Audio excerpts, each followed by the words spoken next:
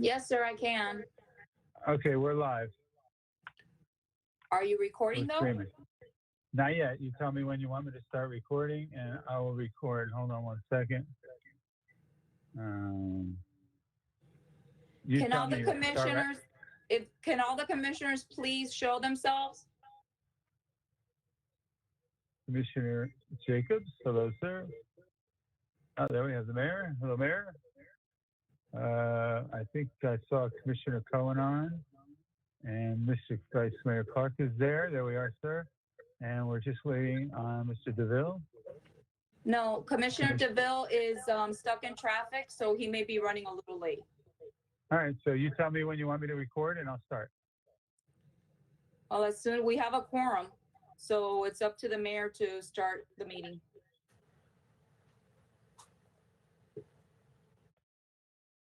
Mayor, are you ready? Give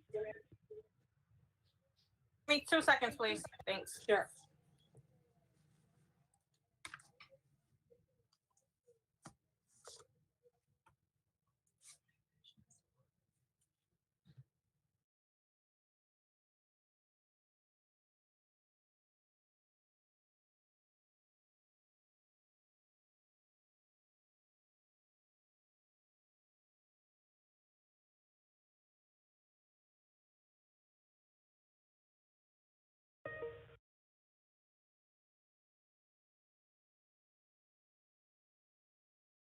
Have y'all tried to reach Commissioner DeVille via telephone to see if he wants to do it via call-in?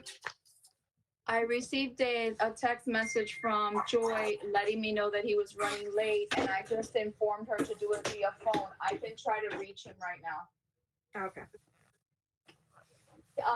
Joy went ahead and stated that she just spoke with him, and he will,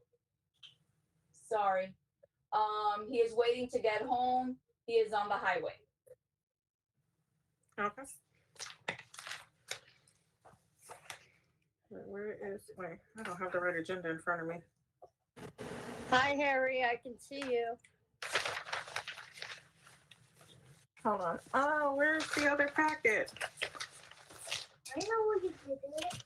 Hold on. I gotta find the other packet because I got the 6 o'clock in front of me.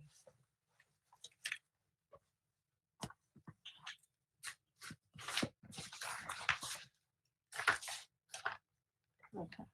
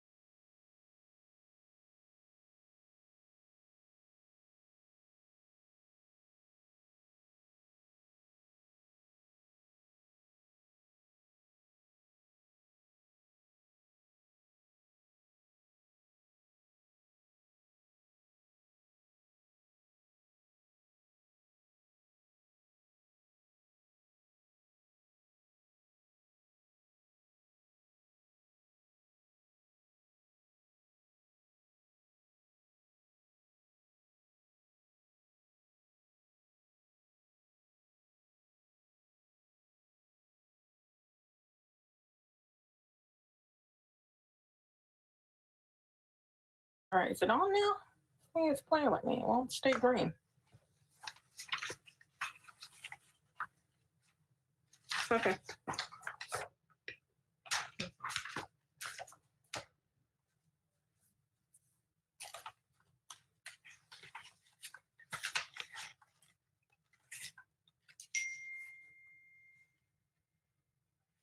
All right, so let me just keep that.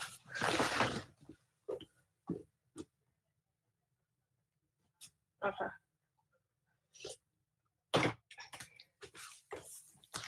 Ooh.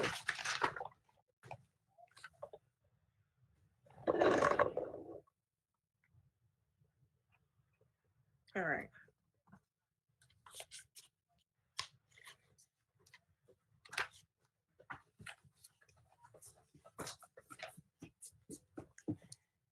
All right, I'm ready. I found it. All right. My other book is all messed up though, so I'm gonna definitely need a minute between it. The loop is too small and I can't turn the pages. Mommy, Yes, Aiden. that the small side. Okay. Where's the thing at? Town of Pembroke Park Special Commission meeting Wednesday, May 20. Oh wait, are you recording here? Mark? Or not yet? Not yet.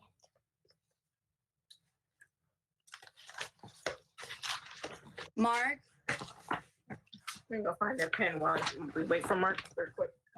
Mark? Are you recording? Hi, Harry Hippler. I think he's on mute.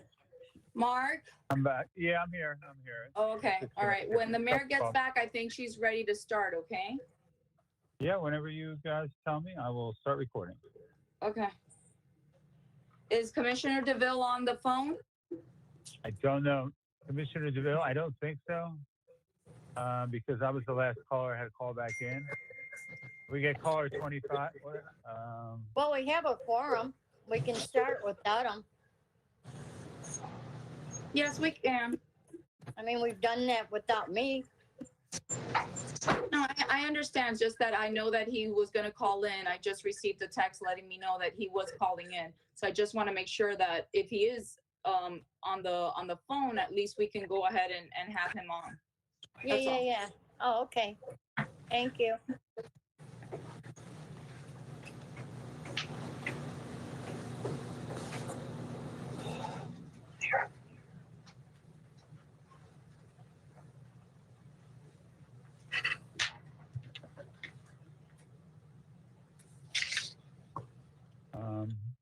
Who's caller 25? 24.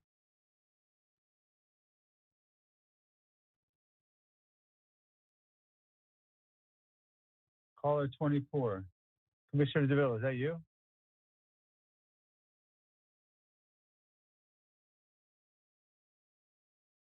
Hello? Caller 24. Vice Mayor, you're muted if you were talking, sir.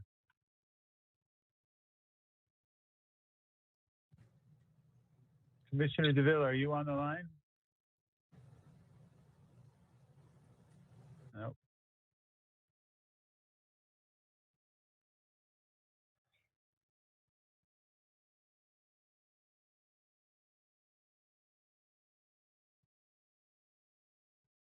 Commissioner DeVille, if you can hear me, please speak. I know you're on.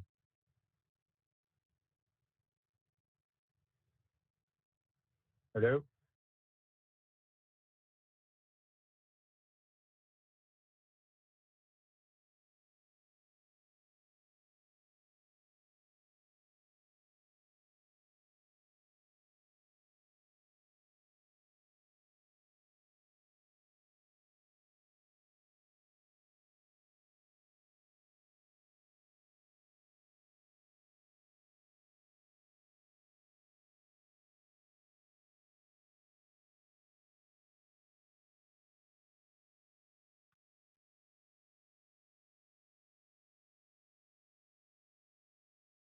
Mayor, I don't think Commissioner DeVille is on yet.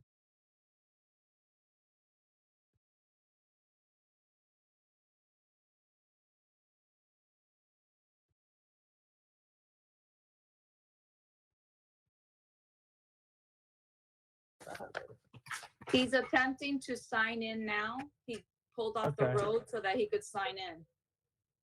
Okay. What happened to the pen? You just handed me a pen and I don't know what happened to it. I found a highlighter. Okay, all right, thank you. Okay, all right, all right. So, all right, I gotta go by the first page of this one. I don't have the first page on this one. Oh wait, here it is. Okay. Are you recording yet? No, yet. No, no, ma'am. Okay, You let me know when, I'll start it. okay.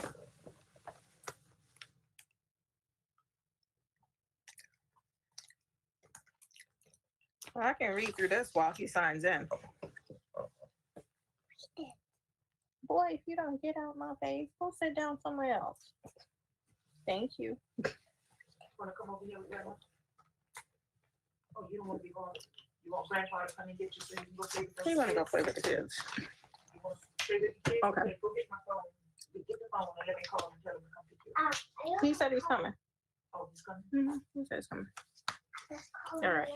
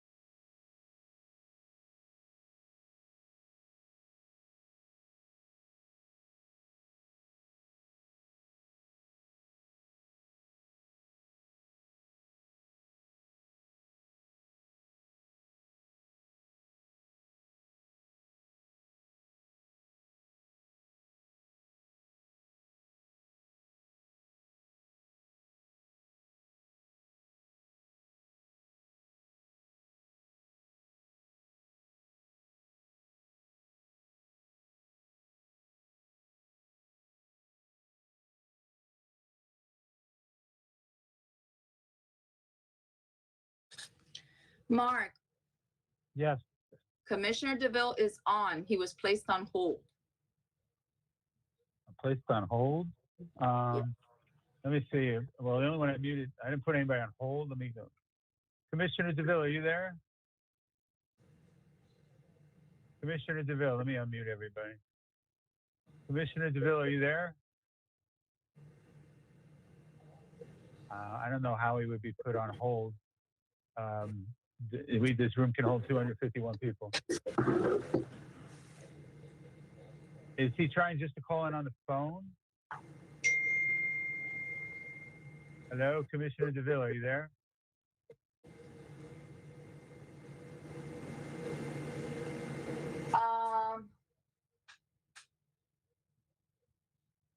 If he's calling in on the phone, Oh, just have him okay. call. Wait a minute.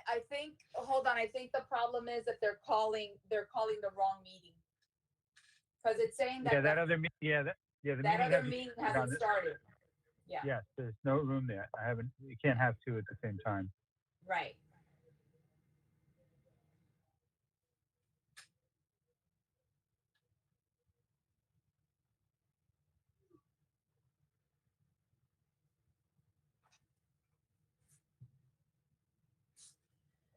So.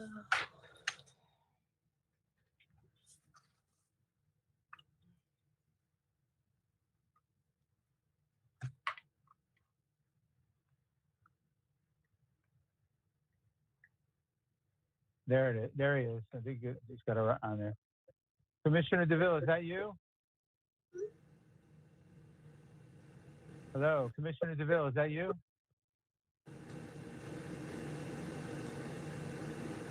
Commissioner DeVille?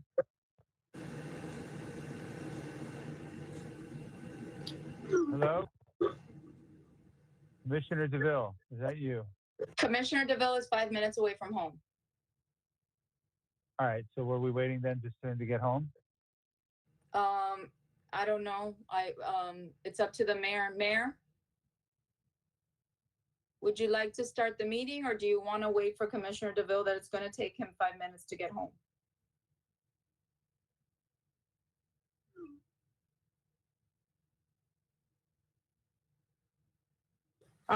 He can wait. He'll be there in 5 minutes. I mean, I can read through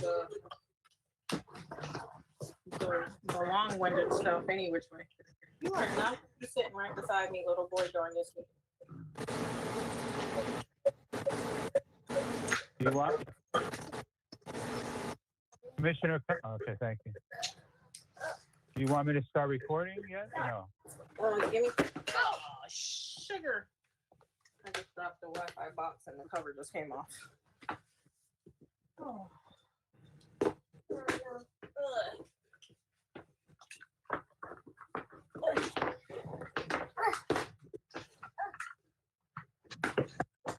All right.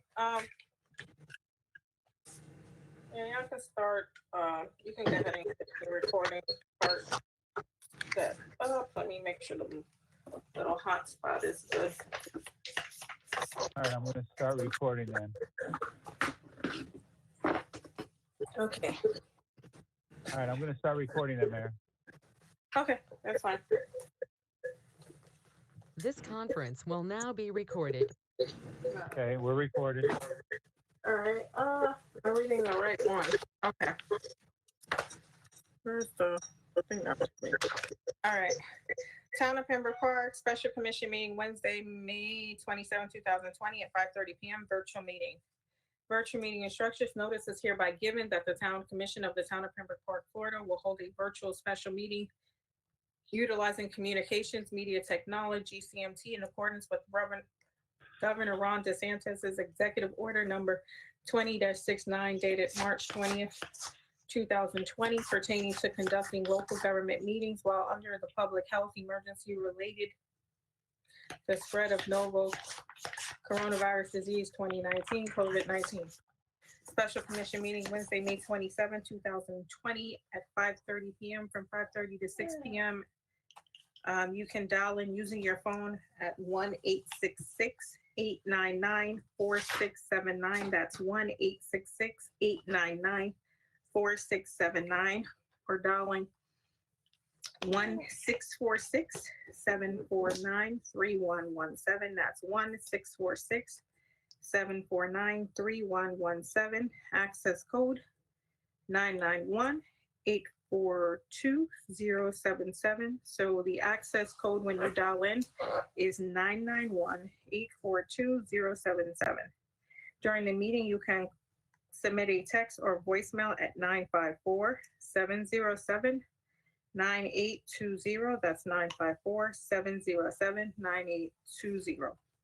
Any member of the public wishing to comment publicly on any matter, including on items on the agenda, may submit their comments by email to the interim deputy clerk at townclerk@townofpembrokepark.com. That's townclerk@townofpembrokepark.com. All comments submitted by email that, if read orally, are 3 minutes or less, shall be read into the record. All comments submitted by email shall be made a part of the public record. If any member of the public requires additional information about this town commission meeting or has any questions about how to submit a public comment at the meeting, please contact Marlen D. Martell, interim deputy clerk at Town of Pembroke Park. 3150 Southwest 52nd Avenue, Pembroke Park, Florida, 33023. You can call 954-966-4600, extension 235. Whew, that was a lot. Again, if anyone wants to call in, the call-in number is 866-899-4679, and the access code is 991-842-077. With that, I don't think that took up 5 minutes, but we are ready to do the Pledge of Allegiance, I believe.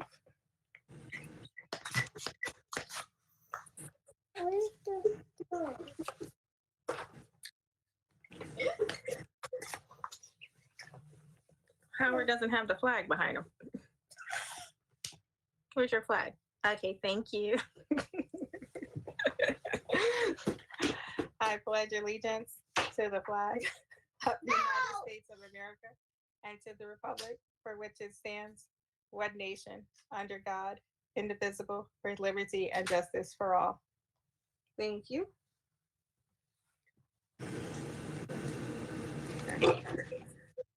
Where's my agenda at?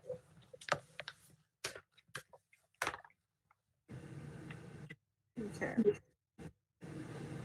Is everyone unmuted that we can do roll call? How do you know if everyone's unmuted? That's a Mark question. No, that's a Mark question. We're waiting on Commissioner Cohen to come in, Mr. Jacobs. Right here, Mark. That's sounding like that. Mark, I was muted. You want me Yeah, I can to- hear you. Okay, I No, was I think you're doing roll call, Commissioner, Oh, so I think you okay. just have to say you're here. And Commissioner Okay. Jacobs, who just unmute. Mark, if everybody becomes unmuted, you get the feedback. It's better that they stay muted until we go ahead and call out their names, and they can just Okay. unmute themselves one at a time. No 'Cause problem. right now, there's a lot of feedback going on. I'm not sure where it's coming from. All right. I'm gonna mute, and then when my name comes up, just do a little wave.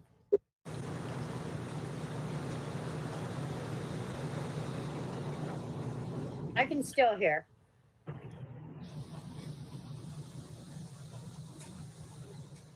I have to wait. The mayor has to call roll call.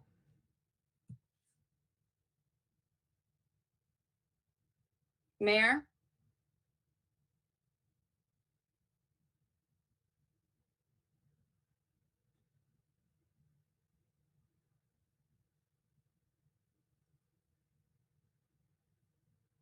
Sorry. Roll call, please. Commissioner Cohen? Here, Commissioner DeVille? Clerk Commissioner Jacobs? Here. Vice Mayor Clark? Here. Mayor Mohammed? Okay.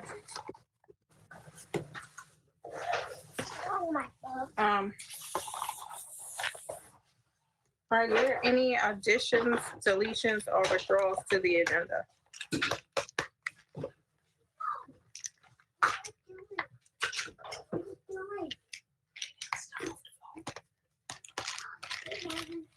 I do not have any, Mayor. Okay. I'm not sure who all received a copy of the bill of particulars that Michael Spellman's office sent out. Because I do know that that's something that we need to move forward with adopting. Has anyone else received a copy of it?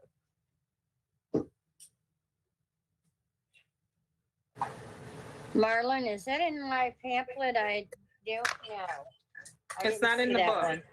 Oh, No, it's I'm not, I've never seen that document. I Okay. don't have the document to be able to forward to you guys, sorry.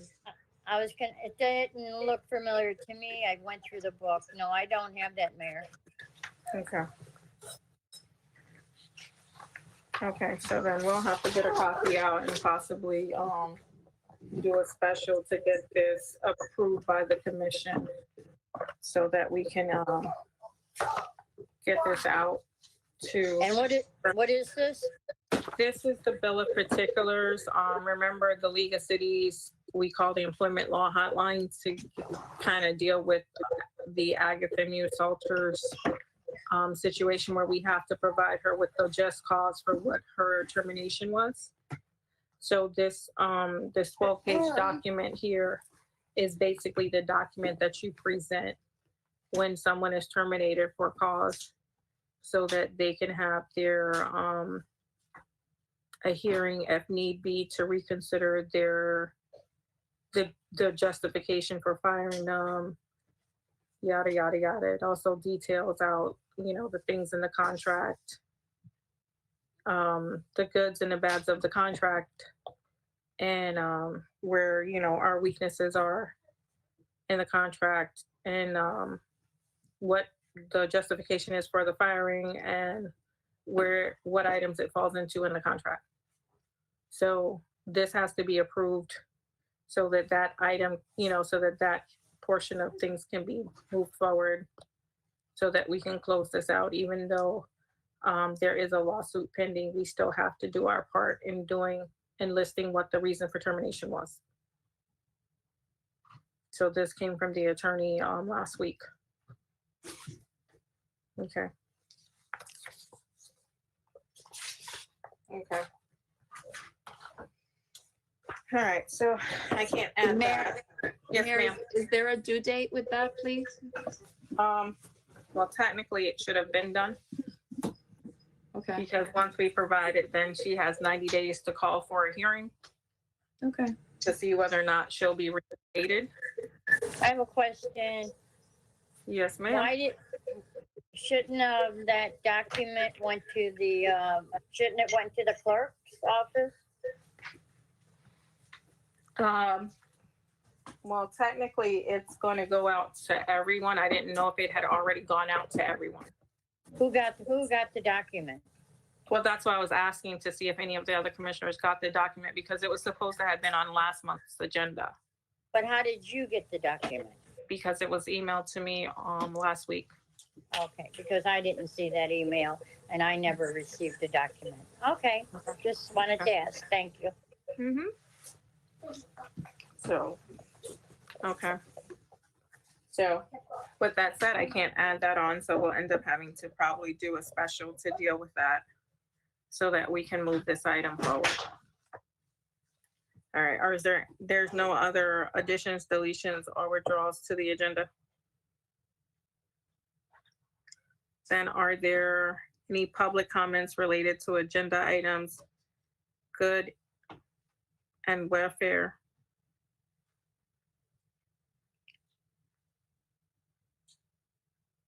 Okay.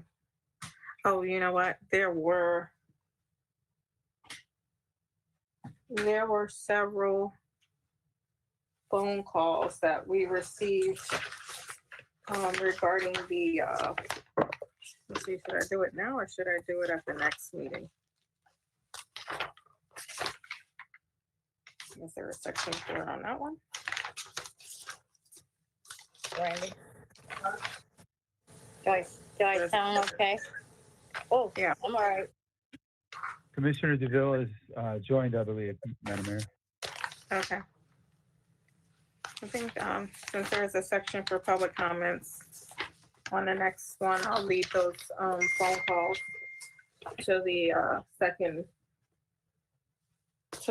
meeting. All right, so are there any comments? Are there any public comments related to agenda items or good and welfare? No, Mayor, not at the present time. Okay, Good evening, everybody. good evening, sir. Good evening, Commissioner. Okay.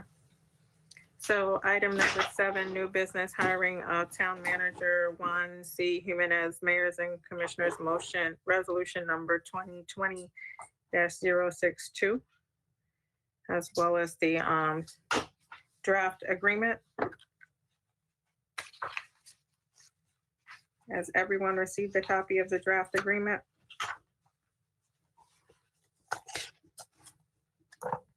Yes, no, maybe. Yes, Okay.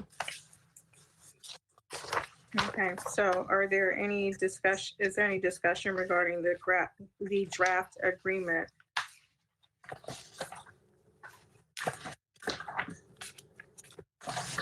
I saw an email that Commissioner DeVille raised some issues. I don't know if those have been resolved. There were some questions about particular compensation matters in the agreement. Okay. Well, I know I have some issues with I don't know where he is with it, but I do have some issues based on the bill of particulars that Spellman wrote out regarding the contract for Ms. Salter. Because the contract was so similar in nature to the one that we are currently getting ready to litigate on. They spelled out a bunch of different items regarding the contract. And I know that I emailed you, Chris, regarding some of those concerns. Yeah, you did send an email, but I have not seen that bill of particulars, and I did not get any of that information from our counsel in Tallahassee, which would have been helpful to have that prior to this meeting, so that those comments that they had could be incorporated into the agreement. And based upon that, if you want to incorporate those particular issues, then I think it would be better to just not adopt this agreement at this time. Add those in, and then we present it to the applicant and go from there. Okay.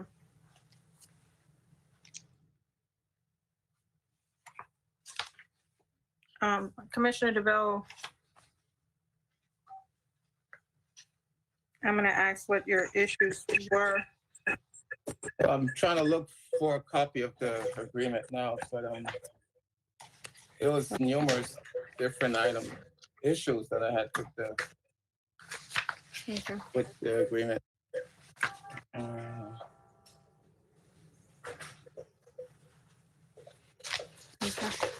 Well, I'm gonna start for a minute just because I'm gonna give you a moment to look through that. One of the things that we had discussed previously back when I believe that was March 2018, if I'm not mistaken, when Owelwingo and what's the young lady's name from the League of Cities? Lynn Tipton. Lynn Tipton and Owelwingo addressed the commission back in 2018, and they basically gave us a summary of what the standard is across the cities in Florida as far as retention periods, and advised us that, Aiden, please stop. Advised us that every 6 years that you should basically be going out, putting it out there for all of your key positions, because people get comfortable, and we've had this discussion repeatedly back and forth regarding the every 6 years, and we said that we would do the same. And so as I'm looking at the contract, it says the contract is for a 3-year period with an unlimited number of 1-year renewals. So that was one of the things that we had. Aiden, if you don't stop with that balloon. Come over here. That was one of the things that we had discussed repeatedly. The second thing that I'm looking at is the salary of $150,000. When Owell and Lynn Tipton came in, they basically said that the salary should be 105 to 130 for a city of this size, and that 105 to 130 would be based upon their experience level, and if they specialized in a specific area, i.e. Finance or public works, or they had some other area of specialty that they could kind of basically pull double duty on. So that was the second thing.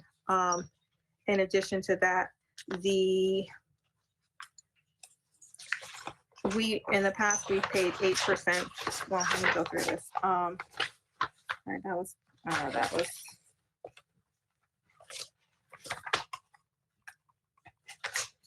was page 7. So let me go through. Mayor, what are you looking at? The contract. Okay, the contract, okay. The contract. But the Owelwingo thing, is that the book that you're talking about, or was that at the meeting? That was at the meeting that they both stated it. Lynn Tipton and Owelwingo both stated that. Okay. Then, so if you need the audio from that meeting, I'm sure Susie could get that for you from that March meeting. Then the third thing is the car allowance, I thought we were gonna purchase vehicles for everybody, so we wouldn't be paying car allowances anymore. And that way we'd be able to retain the vehicles when the manager leaves, and we'd have, we'd have equity in those vehicles versus just giving someone money. Fourth, the vacation, on page 10 of 36 or page 4 of 11 of the contract. One of the issues that we have with the other person is that, well, yes, we're giving 4 weeks of vacation. It's also, when we're dealing with it, it also gives because the personnel policy manual gives accrued time based on the number of days you show up for work. So you can actually accrue an additional 8 weeks.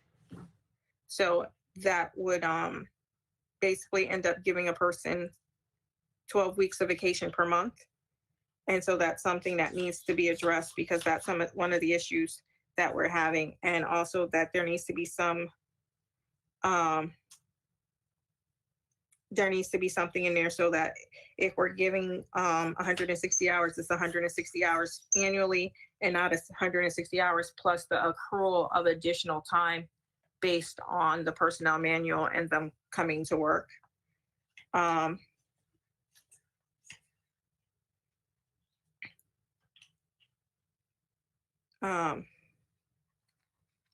on, let me see. And we need to make sure that the vacation time is based on, well, it says it on here. I just want to make sure that it's specific, that it's based on the calendar, not the calendar year, but the contract year, or however you want to say it. Then we were paying 8% before for retirement, and now we're paying 25.41%. So that's an additional $38,000 for pension. Then in the termination, I'm not sure why does it say that we'll pay for benefits earned, including insurance. So I need some clarification on that, on the insurance. I think HR can answer those questions. Okay. Then, in addition to that, we keep playing back and forth with the 6 months, 6 months or the balance remaining of the contract. But I thought that there was something that said that states, cities are only allowed to do so many weeks or months or whatever. I know we dealt with that with Tom, and we also dealt with that with the other employees. So I just would like those issues addressed in the contract. Also, in addition, Ignacio did state that even though you referenced, well, I didn't even see where it was referenced to the resolution. The city manager's ordinance, that the items need to be specifically spelled out and listed in the contract for scope of services. So that way there can be no confusion about what items are being waived, what items are being required of the person working. So we definitely need to include all of the duties and responsibilities in the contract. So those are my comments.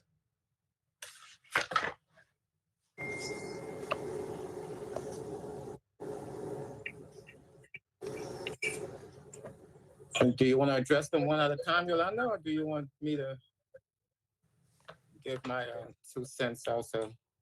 If you like, give me 2 cents and then I can Well, adjust. I think you already know what they are. I sent you an email, but section 1 and section 2, section 1B and section 2B, I can live with, that's fine. But section 10, the 25%, I do need that addressed also. And also the section 11B, the 20 weeks. We currently have it at 6 months. And like the mayor said, the state limits it to 20 weeks. And in section 11 and 12, there was no mentioning of the town manager returning town possession upon termination. I would like that added on there. That's it for me.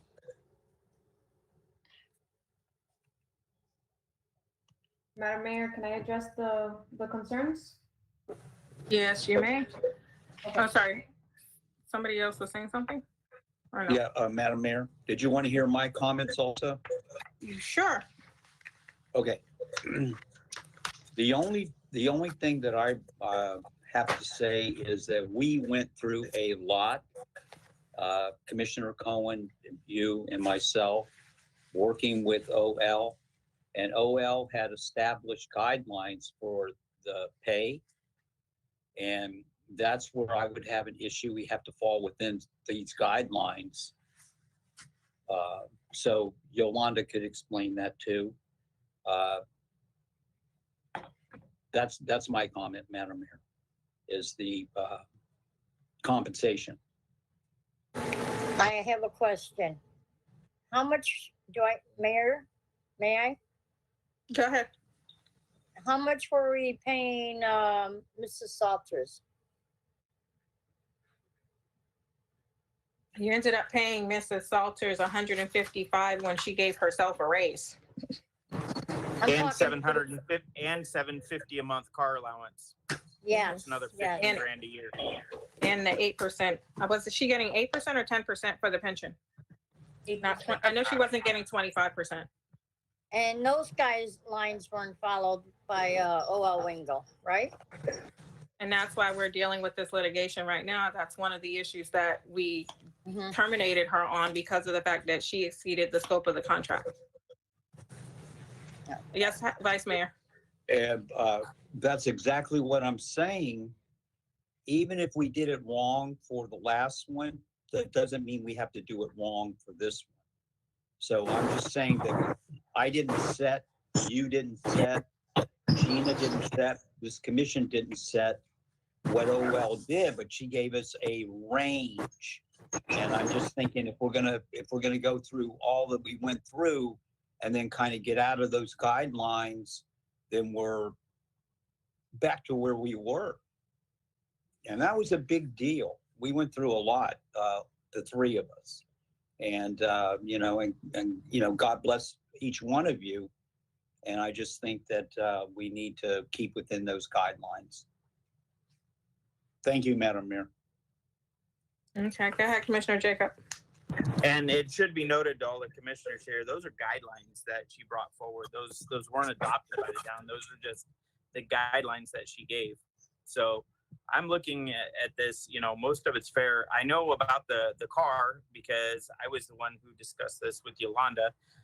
We were going to go with the town car, but he's a single father and has to pick his kids up from school. So the reason we went with the car allowance with him on it, and it was a discussion I brought with Yolanda, was because he didn't want to transport his kids in a town car. And I totally agreed with that. And at the amount of $500 a month, you know, it's in a reasonable amount for a car allowance, where the $750 was way too much.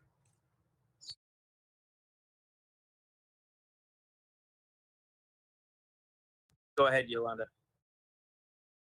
Okay, so I think I have all the items that everybody listed, so I'm gonna go one by one, and please let me know if I missed anything.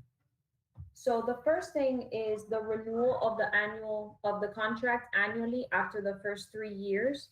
And the town mayor mentioned looking at I guess like a change in the administration every 6 years.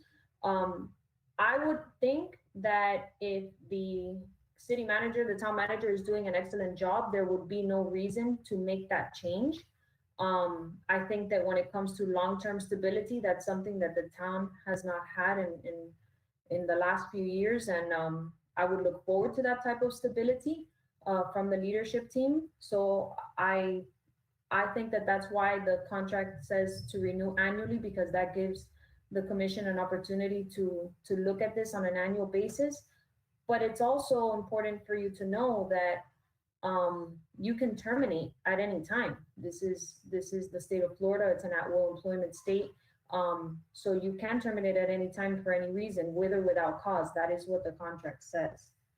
As far as the salary is concerned, the salary for $150,000. So I do want to make clear that Mr. Jimenez was earning over $170,000 a year. at Town of Bay Harbor Island. So this is definitely a significant decrease in his current salary that he just left. And the OL Wingo report that you're referring to, that was not adopted. What was adopted was a compensation survey that was done by LAGAM HR, which shows that the salaries for the city managers in the targeted municipalities that we looked at, the range is between 131,000 all the way capped at 205,000. What I did was I started it at the 133 mark, and then a maximum hire of $170,000 capped out at 205, meaning that Mr. Jimenez or any other city manager in the future would have up to $205,000 and get capped out there.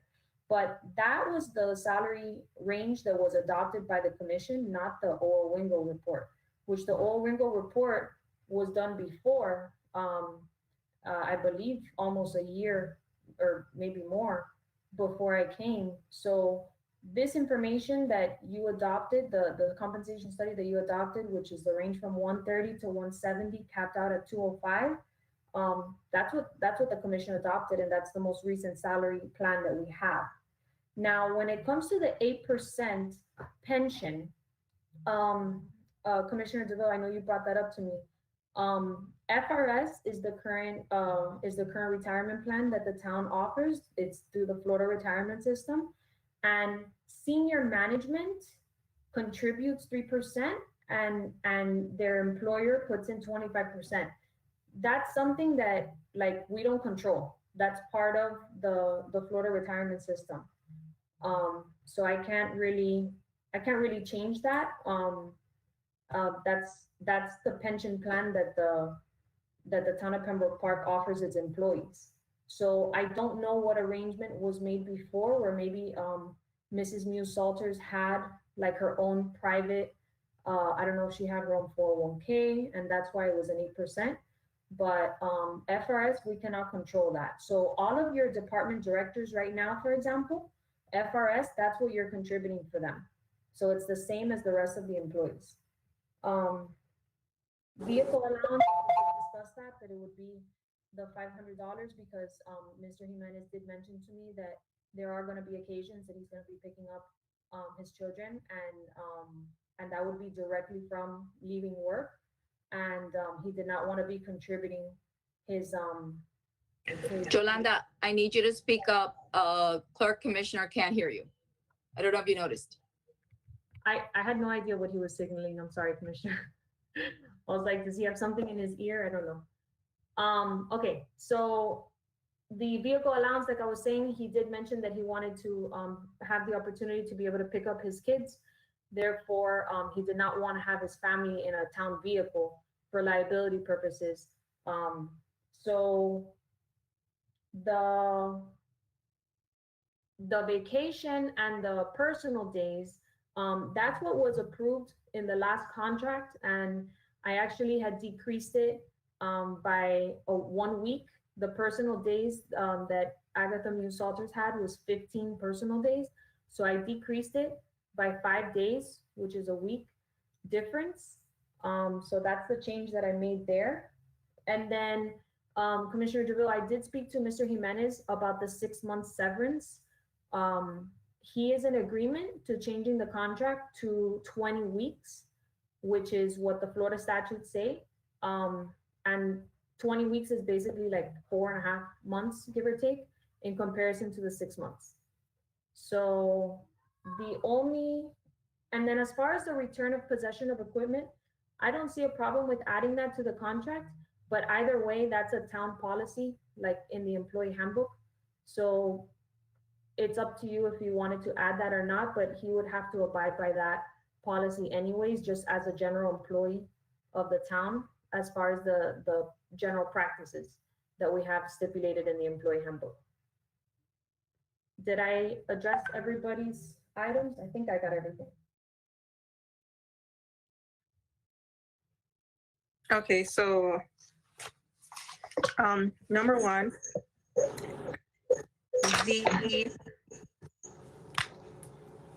Yes, I'm just gonna go back just because we did adopt your salary survey, but we also did adopt, the Owingo salary survey, but that salary survey that stated based on the League of Cities review. That's number one. Number two, we did state even when we adopted the salary survey that we were gonna be readdressing some of the issues because some of the salaries were still a little bit absorbent, and then the numbers that were being compared were not necessarily for the same positions. There were a couple of issues that we've had conversation with.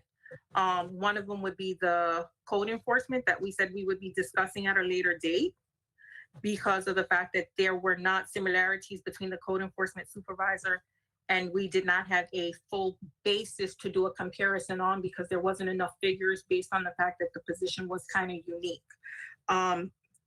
That's number one. Number two, we did state repeatedly, even in the personnel manual when we discussed it last month, that we were going to make sure that things were going to have that 6-year, we automatically go out to bid.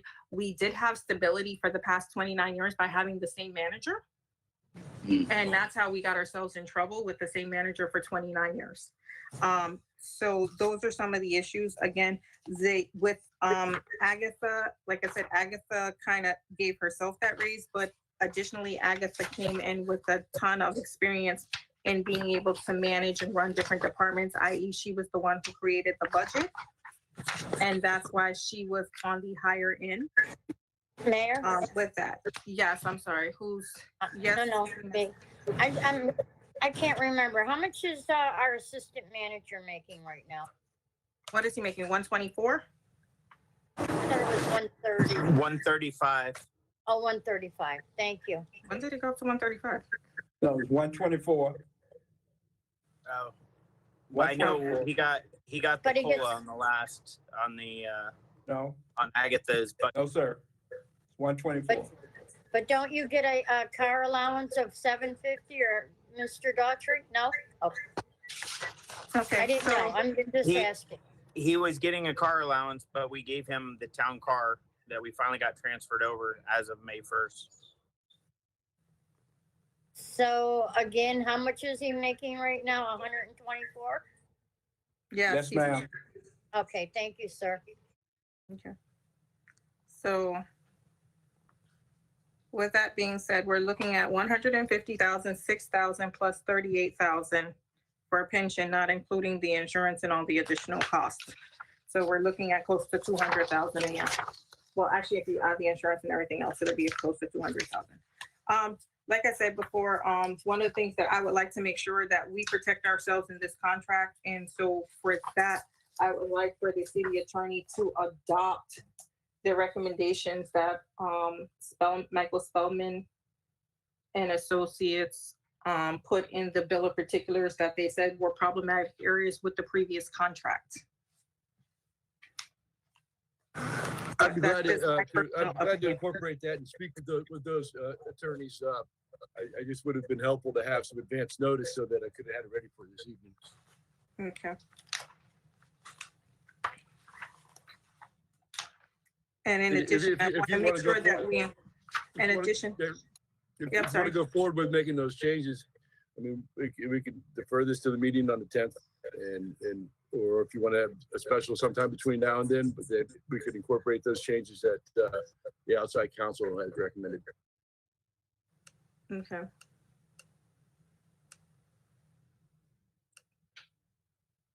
Yeah, I do think those are very important. Go ahead, Jacobs. Why can't we move forward with this and make those changes as necessary prior to the implication of the contract?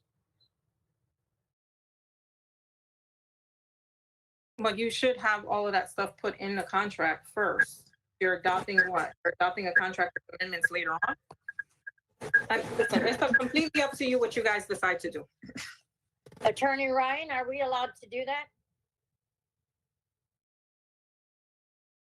Well, you can adopt the contract in concept, subject to later amendments that it's agreeable both to the applicant and and to the town staff, which we've done in the past. but it's up to you, but whether you want to do that or not.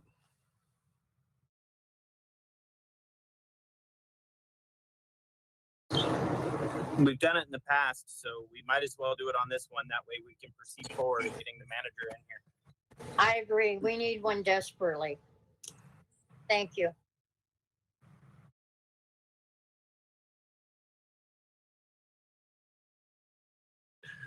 Mayor, I mean, since I haven't seen the agreement, I don't know how, and I don't know that Mr. Yuan has seen the changes that Spellman's firm has suggested. So I don't know how significant those are, how much they change the context of the agreement. I don't know. I would say that number one, there were some things that they said, but I think that what I would prefer is to have an employment attorney review the contract and make the necessary changes to the contract to make sure that we're protected and that we're covered on what we need to be covered on, so that if something should happen in the future, that would just be my recommendation. And I do know that the League of Cities provides that service free when you're doing these negotiations for those department heads and for those contracts with their employment loss division, whatever you call it, where they provide a free service to the smaller cities to do that. I have no objection to having advice from outside counsel, especially if somebody who's a specialist in the field. Okay. Go ahead, Jacob, Yolanda. I'm not sure the pin was up for Ray, so I'm not sure if that means that was a handshake. Go ahead, Yolanda. I just wanted to say that I just got a message from Mr. Jimenez, who is who's watching the meeting, and due to the fact that the primary, like the main content of this contract is already in here, and he's already reviewed it and he's already agreed to it, which is mainly like the length of the contract, the terms and conditions as far as salary is concerned and things like that. He agrees to have anything else added in there as far as what the employment lawyer would like to add. He says that he's very flexible and he's in agreement with that. Basically, forward and then reviewing and adding that later on. Go ahead, Jacob. Okay, then I'd like to make a motion to move forward with the contract, pending move forward with the hiring of the manager, with the contract pending review through our town attorney and the employment attorney. Sorry, you said League of Cities was a free service? Yes. Yeah. Okay. That's my motion. And I'll second. Go ahead, discussion. Go ahead, Ray. Okay, so what exactly are we doing? Are we making changes to the contract, or is it just a review?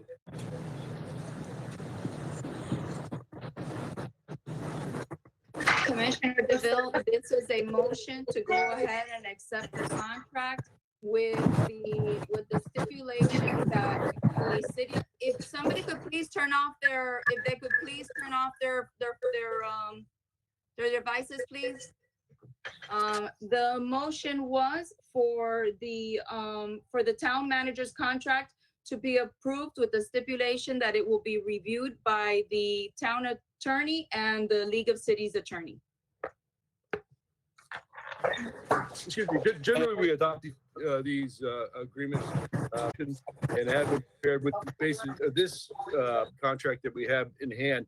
If you want me to just amend the resolution to state that the employment agreement will, we can state the term, the compensation portions, the change in the severance pay, and those related matters as discussed at the meeting, so that the contract that you're approving in basic format would then be modified, but it would have the terms being changed that you all have discussed.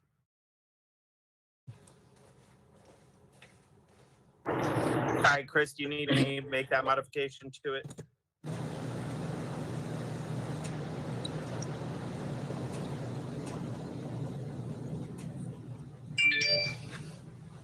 Yes, with the, I'll read the resolution and then, if you agree with that,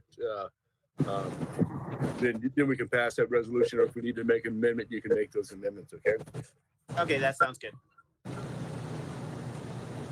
Okay, so it would be a resolution of the Town Commission of the Town of Pembroke Park, Florida, authorizing the town to make and enter to an employment agreement for town manager with Juan C. Jimenez, authorizing and directing the mayor to execute said employment agreement for and on behalf of the town, providing for severability, superseding conflicting resolutions, and providing an effective date. Whereas the Town Commission publicly advertised for the position of town manager and reviewed the applications of the qualified candidates and selected Juan C. Jimenez to serve as the town manager. Whereas Juan C. Jimenez has accepted the town's offer to serve as town manager.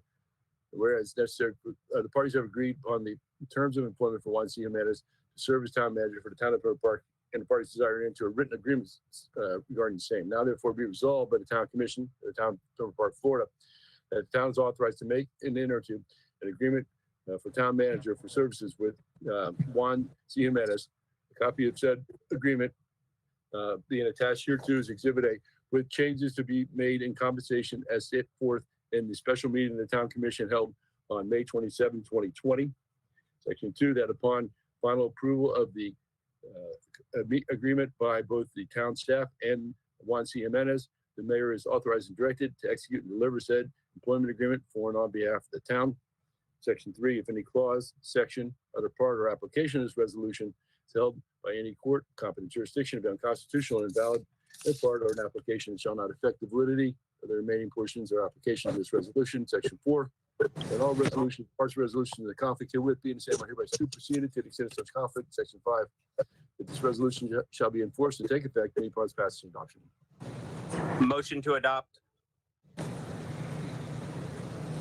Second.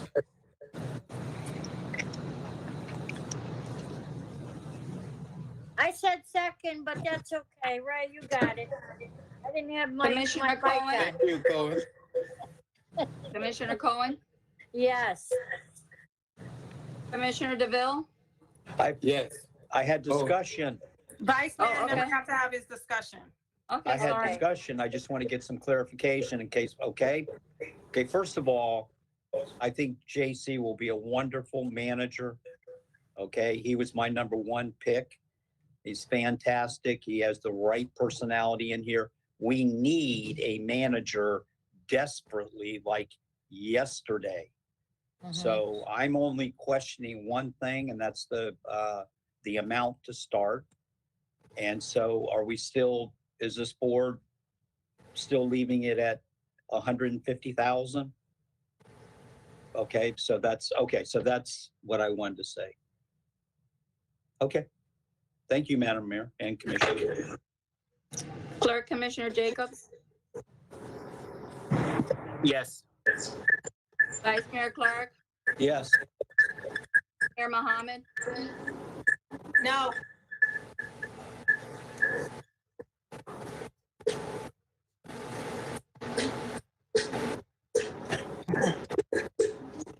Wow.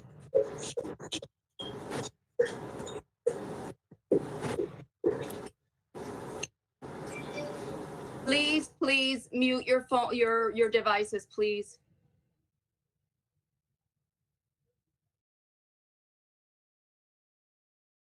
Maybe it was second first then. Madam Mayor, Yes, sir. Sorry about that. happened? was the whole roll call? I don't know. I Yes, didn't hear it Ray. Yeah, I think you asked for the discussion and that's where we left I'm off. sorry, I didn't mean to interrupt it. No, I no, just no, had- you were you had every right. Okay. Commissioner DeVille, Yes, I said yes. okay, You guys thank didn't you. hear me. No, I played it And I right. said yes. You hear him? I played it right.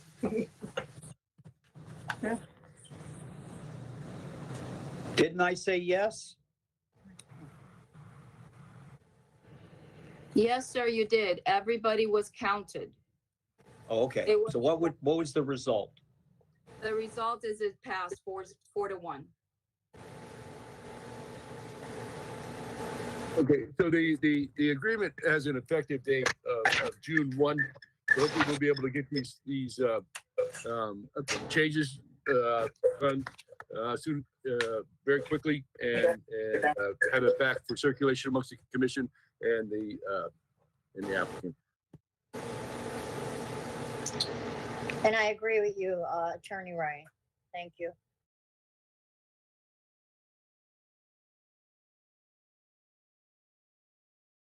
Item number 2. I don't know where the agenda is to pull it back up though. Hiring of Administrative Assistant Director, Deputy Town Clerk Marlen Martell, Clerk Commissioner Jacobs.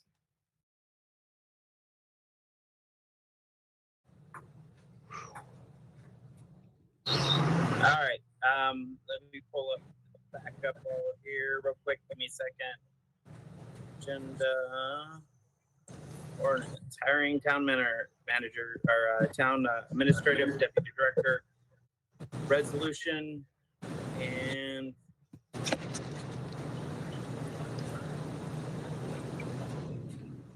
sorry, I can't bring this up at the same time. And the book is the resolution, that's it, so there's no other backup. Yep, it's on iCompass is all the stuff. That's what I'm flipping to. I think we need to go ahead with hire. Did you look at- as our for the position here that is listed as Deputy Town, Thank you. Deputy Town Clerk. Is that what we're doing? According to your ordinance, it's Yeah. it's the position of Administrative Assistant Director, basically / Deputy Town Clerk. That's the way it's written in the ordinance, Cohen. Oh, I have a question just on that.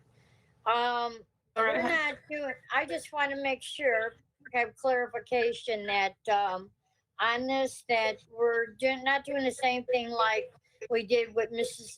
Deputy Town Clerk, administrator, what we did for Natasha, where she was responsible for, had all these different responsibilities. Is it? But the position does have all those same responsibilities. We haven't changed it. That's why I said before that those 2 positions need to be reverted back to the old standards because it was too much responsibility for one person to have.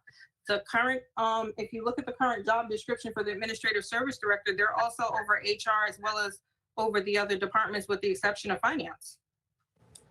So you're gonna be back in the same situation. Same thing with the Public Works Director. He also was over all the other departments and it was a little bit overwhelming to be responsible for all of that.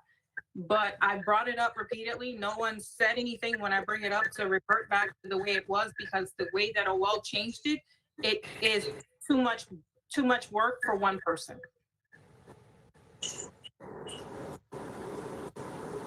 Go ahead, Ray.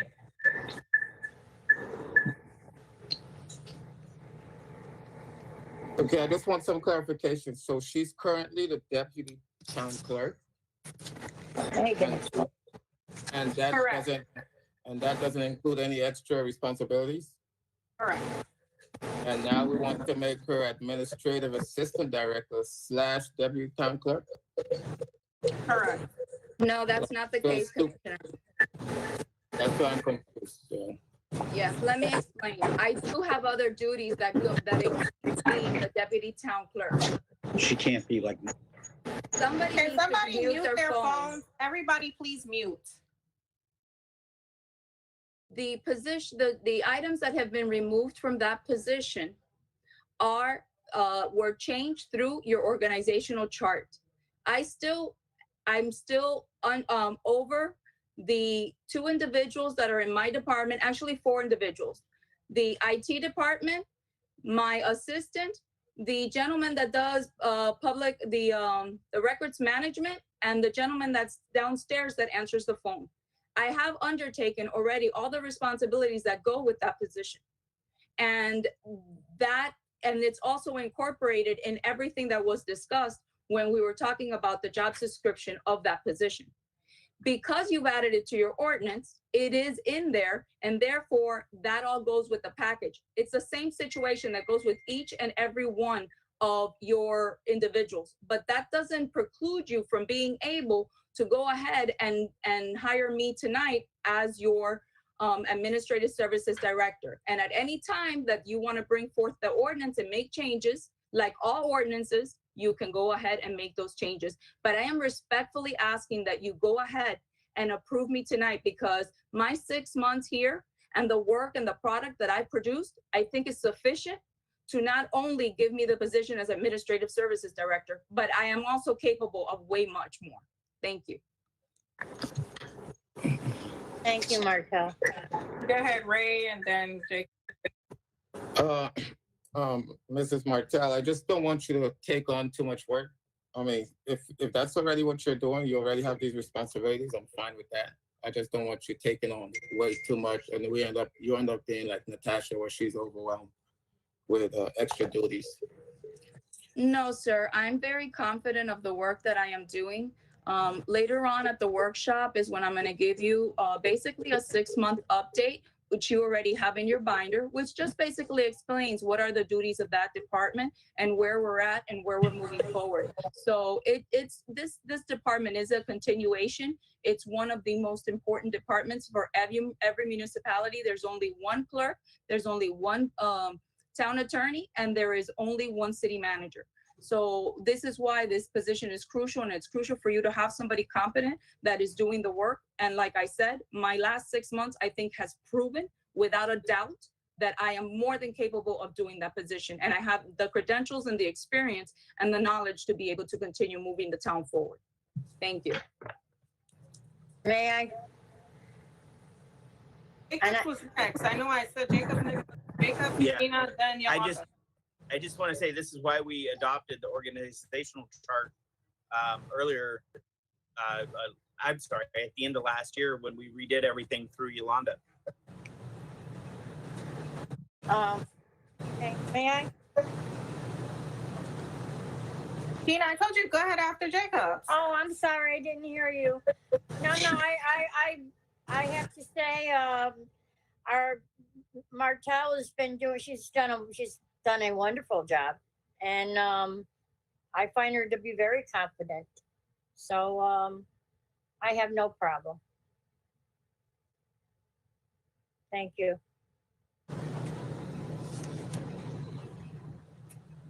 Sorry, I went away for a moment. So what I wanted to say was sorry, Vice Mayor, you can go first. No, you go first. You go first. I'm sorry. I'm next, or after whoever. What I wanted to say is that that was definitely one of the findings when I did the compensation study and the job descriptions, that you basically had 2 department heads managing the entire organization, and it was too much for those 2 people. So for the administrative services director / deputy town clerk, what we did was we broke that out where it just oversees the office of the town clerk, IT department, and then you have 2 positions on there, which one of them is receptionist and the other one is the contracts administrator, which is not being under the town clerk, because Hold on, Yolanda, you're completely cutting out. If everybody could please mute their devices, please. Thank you. Thank you. So having the contracts administrator position, which right now it's not filled, under the town clerk, I think is the best thing. Actually, Susie from Marlen's office has done a wonderful job at already starting that process of writing down every single vendor that the town has, when those contracts began, when they finish. So they've already actually been doing that without even the position being filled. Susie has been taking on that role and she's actually almost done. We have to obviously show that to the town attorney and all that stuff, but they've actually been doing that already. As far as HR is concerned, HR works directly with the town manager and the commission. So that's not under the administrative services director. And then finance has been completely put off to its own department because finance should be working side by side as the right hand to the town manager. So I would say that we've significantly decreased the amount of responsibility in the administrative services director / deputy town clerk position. Sorry, it's a long title. And I think that it's the right amount. I also think it's important to leave the administrative services director title just because, remember I told you before when I first came on, you had a lot of people that were not being supervised by other people. So if there's anyone in particular that's doing a specific project, a specific role that maybe doesn't necessarily fit in any department, you can have an administrative services director that can oversee that person, that specific person. And obviously you all have seen Marlen's background that she has. Well, I told you that she's been working in public service in the public sector since 1998. So I think that her experience is able to cover that position pretty much with her eyes closed. So I think that the job description that we have now is really adequate for what the town needs. And it's still flexible for whatever we could need in the future. So that's my take on the position itself and the job description and the duties. Okay, so the job description is in direct, well, the ordinance is in direct conflict with the organizational chart. Good point. So because it needs to be updated. So in the job description, I put that, you know, at the very bottom, you know how I put in every job description that any and all other assigned duties by either the town commission and or the city manager, because some of these duties do report to the city manager. I also put any and all other assigned duties as dictated in the Town of Pembroke Park Code of Ordinances, Division 6, Section 299, titled Administrative Services Director. So if there's anything that you would like to assign the individual in this position that's in accordance with the ordinance, as of right now, our job description for this position, I would say, is in compliance with the ordinance, because we're saying that if at any time we need to assign you something that is from that ordinance, so we're covering ourselves. I would still like to revisit the ordinance, and I think that's a question for the town attorney, but I tried to draft a job description that I felt was in compliance with our current ordinance. Okay, in the ordinance, in section 2-99, paragraph L, it states amongst your duties is to perform such other duties as may be required of him or her by ordinance, resolution, or other direction of the town commission. So it does leave available additional responsibility to be given to the administrative services director. So Mayor, it would in fact be in compliance between the ordinance and the organizational chart. Okay, Chris, what I'm saying though is, okay, if you look through the duties and responsibilities of the administrative service director, when you go through it, conducting performance reviews, hiring new employees, and handling disciplinary measures, that's in direct conflict with the organizational chart. So then when we base the salary upon the administrative service director being a pseudo town manager, the responsibilities are different from what the organizational chart is currently saying.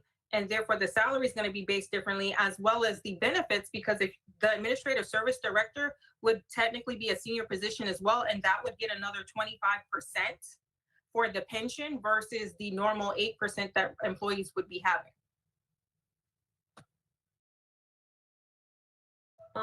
Just to make a comment, even if you have just deputy town clerk and not administrative services director, it's still a senior department head because it's the head of the clerk's office. So you would still qualify under the Florida retirement system as the 25%.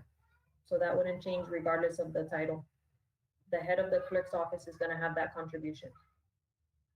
And there's nothing we can do about it. That's what's adopted by the retirement system. Okay, I'm still, for me, I think that like I brought this up repeatedly. I think the administrative service director needs to be voted on to be changed back to the way it used to be, because again, there are things that need to be edited in this. So that the organizational chart as well as the ordinance for the administrative service director, so that there's not like conflict, and those positions are, those duties are what they should be, is my feelings on it. And I brought it up before, the same thing with the public works director. I think that we need to go back to to the way the charter used to be for those positions. That's number one.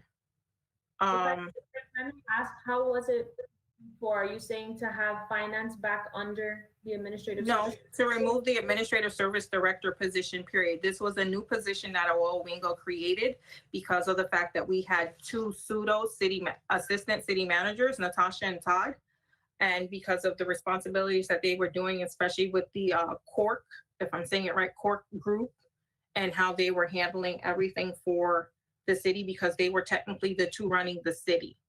And since we are now having a city manager, we also have an assistant city manager. Therefore, you don't need to have those two assistant city manager positions again.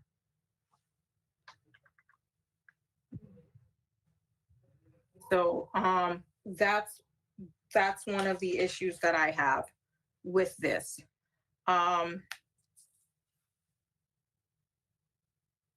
And that's just my opinion, Chris. I think that it's up to you legally to make sure that the position, the duties and responsibilities that are in our chartered positions are matching up with the organizational chart.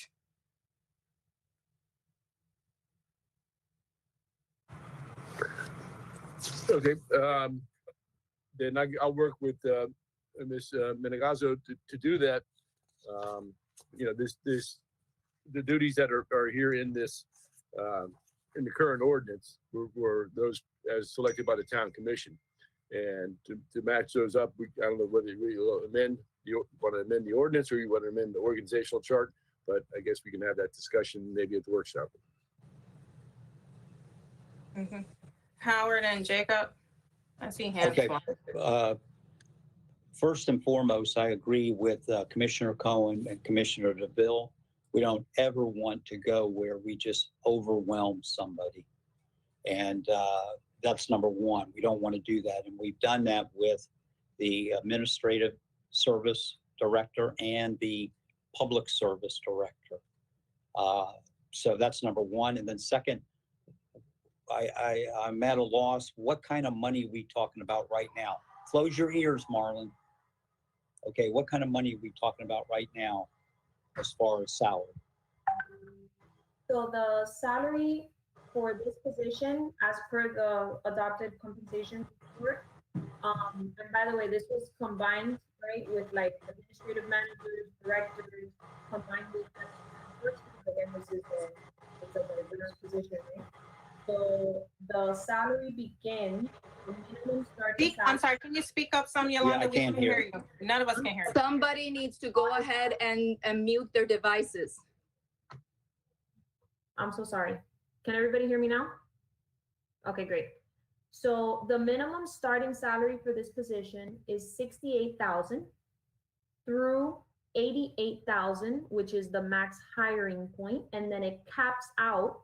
So if you have somebody in this position for I don't know how long, it caps out at 106,000. So we have a range between 68,000 and 88,000 to bring in Marlen or anybody that you decide for this position, and then gets capped out at 106. So just to give you an example, the 50th percentile, which is the average that most people are paid in this position, is 8,000. And I think that's fair. 80. Is that 80 I heard? 80, yes, sir. 80. Okay, thank you. Just so you guys are aware, just so the commission is aware, this is a significant decrease compared to what the former administrative services director / deputy town clerk was making. Definitely, you know, a huge savings for the town in comparison to what was being paid before. And I agree. And thank you, commissioners and Madam Mayor.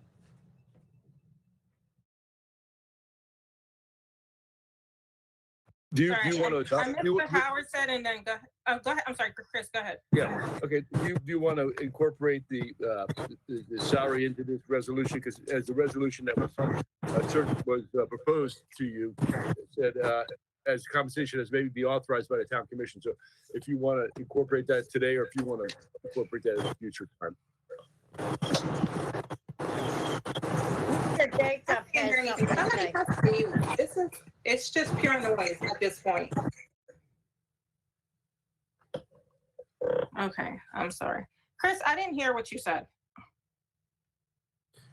You want to select the salary that you're going to pay Ms. Martell, and so we can incorporate it into the resolution, or you want to adopt that at the regular meeting on the 10th? It's up to you.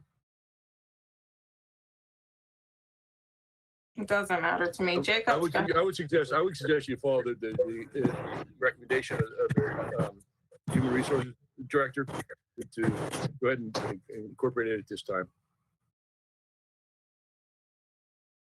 All right, I'd just like to make a motion to move forward with the resolution and include the suggested salary that our HR has suggested. Second. discussion. I was seconding again and I was on mute. No, because Ray right. beat me last time. All right, go ahead. Discussion. All right, so here's my question right now. That's okay. Okay, so here's my question. Because I'm not sure, when did we advertise the position? Because of the fact that I know that we need to advertise all positions. And I know back last year, we did not really advertise the position. I came in with one resume, Yolanda came in with the other resume, and we have not advertised the position. So is this going to be an interim administrative service director? Is this going to be a permanent service director? How are we doing this, and is this legal? Are we complying with all of the applicable statutes that need to be followed? This is coming in as a permanent position. We're doing it the same way we brought in Harry and we brought in Christian, and how we've done it. Okay, so I'm gonna put this out there on the record. So Harry's position was advertised. We did receive over 50 applicants for Harry's position. So I will say that for Christian. Yes, but also, Mayor, Harry was not one of the applicants for that position. That should be noted. Harry was an applicant. Harry did actually put in a resume, even though he didn't meet the qualifications. HR. Ray.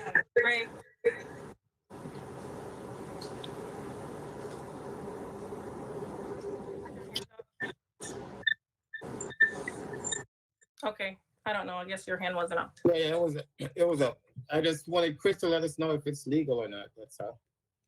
If we go ahead and do it tonight and hire Marlen, is it legal, or do we have to wait for you to make certain changes? The changes that the adoption of the ordinance would be sufficient. I didn't know how the procedure for selection, but the town has, this would be similar to hiring from within for a position. That's because she has been working for the town, although as a independent contractor for this period of time, so that the town is familiar with the quality of her work. And if you think based on that she's a qualified position, then you can go forward and retain her services. All right, HR. Okay, so it don't have to be advertised. Is that correct, Chris?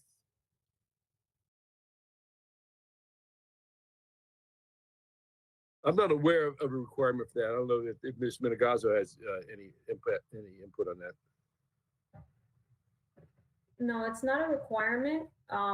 There are many municipalities that consider it a best practice to advertise for positions. However, there are exceptions to that best practice when you have someone like in this particular position that has been serving as an outside contractor, is interested in becoming full-time, and the commission or the city manager in that case agrees that the job that they've been doing has been sufficient and above, let's say above satisfactory, above the expectations, and really choosing anybody else at this point with the progress that that person has made would kind of be a step backwards for the municipality. So like I said, we do try to advertise as many positions as possible as a best practice, but when it's in the best interest of the town, usually you can waive that and make an exception because you have that person already in that position doing a great job. So I just want to make sure that, you know, everybody knows and is aware that we could lose some traction as far as all the progress that has been made. Okay, so I'm gonna say this. So then why do we have to go through putting it out and getting bids for the position for the police consultant? If we could just literally pick somebody that's a consultant and then bring them in, and then we can just kind of already go through and make them permanent. Like I thought there was a process that we had to do where we got competitive quotes, competitive bids, put things out, and that's how we've done it in the past all of these years. And now even with literally we've been stalling, or we've been waiting, trying to jump through these hoops to bring in that guy, what's his name, Howard Brown or something, for the police it's consultant? David Howard for the police consultant. And now you're saying that rule doesn't apply, and we don't have to go through it for the initial step, and then we could go ahead and do it for the second step, for the second position? I'm really confused about that. I think that you're confusing like the procurement process for bid for services and products. Well, no, I mean, that was for a consultant originally, and for the consultant, like we had an emergency item, so we brought Miss Martell in, but then like the police department, I would consider to be even more of an emergency, seeing as how we're paying $8 million to BSO, and we've been put off since December for bringing this guy in. And now you're saying that, well, we don't have to follow the process and procedures for this, but yet we have to follow it for that. And we still don't even have that contract up and running or moving forward. No. So what I'm saying is that the procurement of products and services is in your ordinance. That's something that you cannot change. Hiring practices are completely different.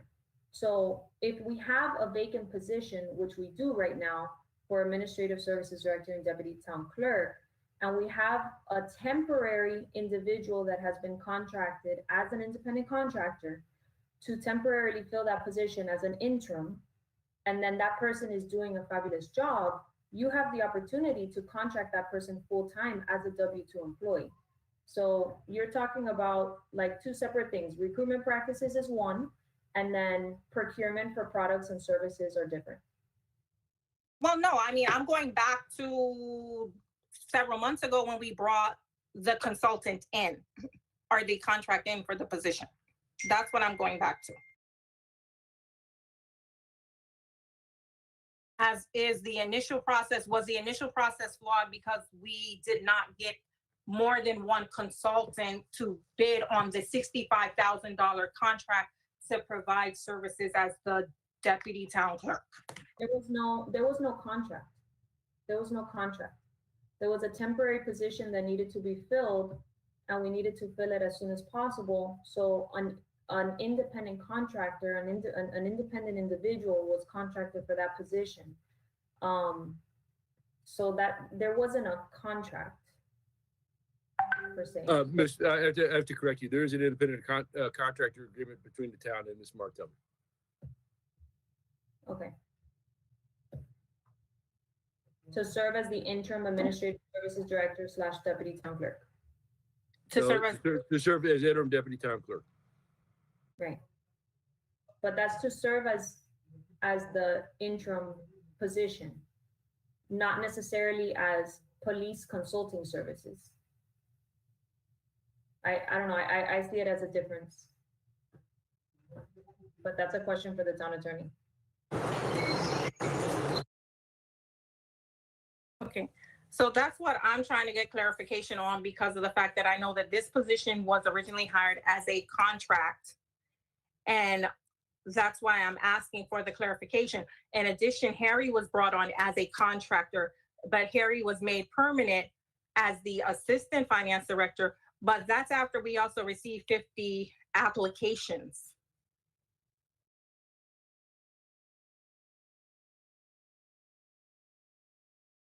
So that's why I'm asking. I mean, I'm just trying to get clarification.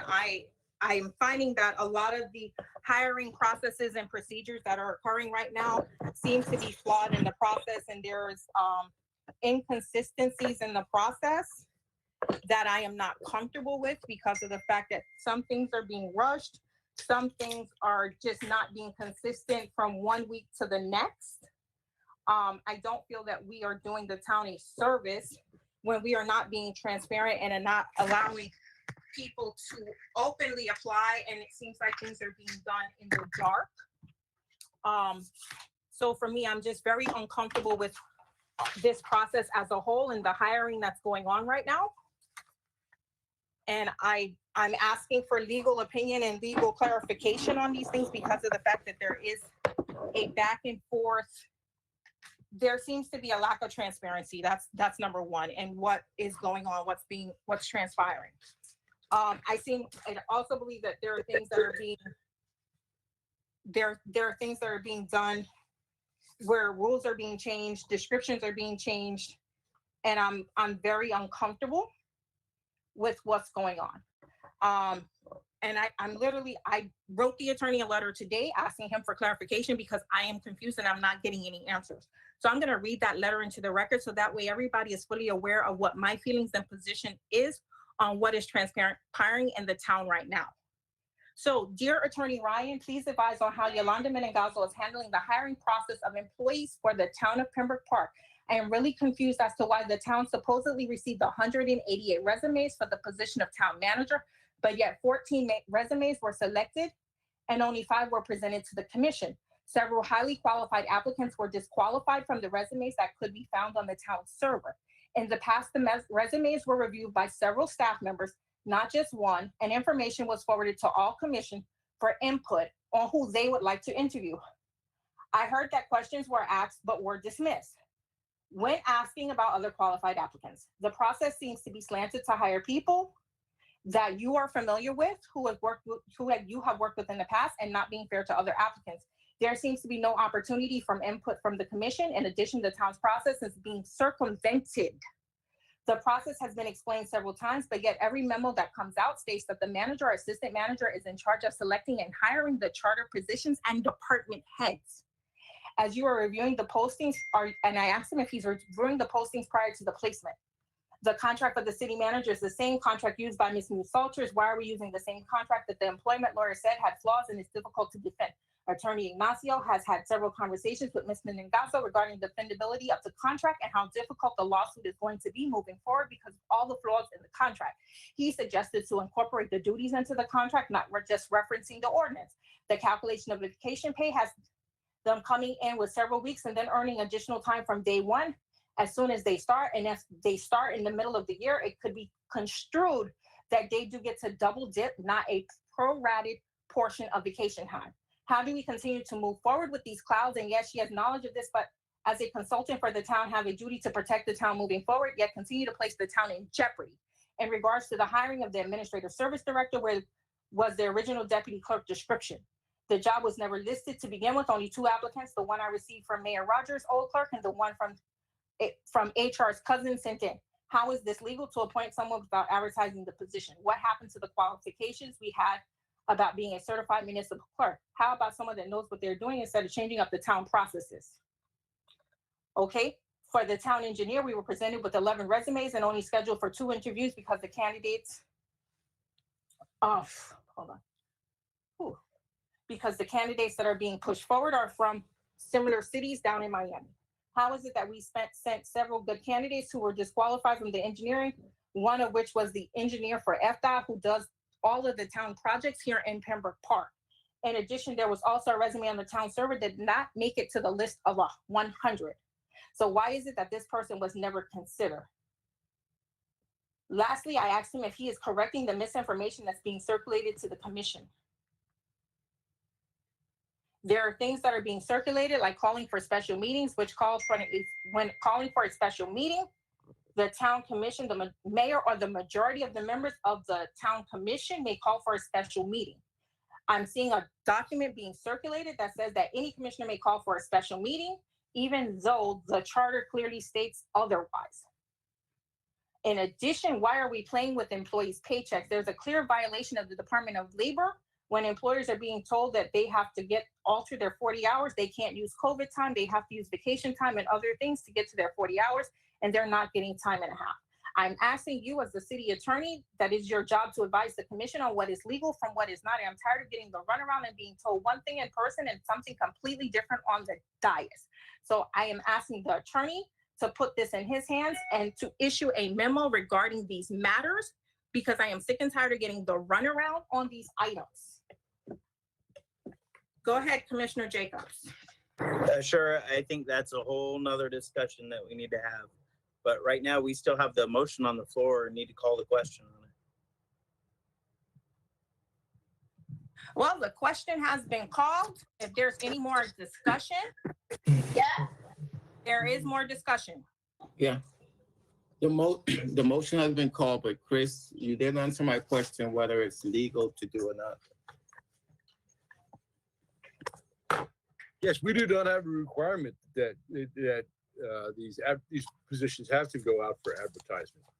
So if the commission determines that this is a procedure they want to follow, then they're not violating a stated policy or adopted policy. So this motion is legal, correct?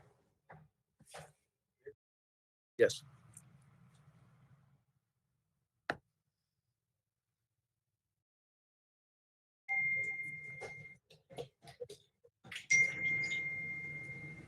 Do we do the roll call? Further discussion, call the roll.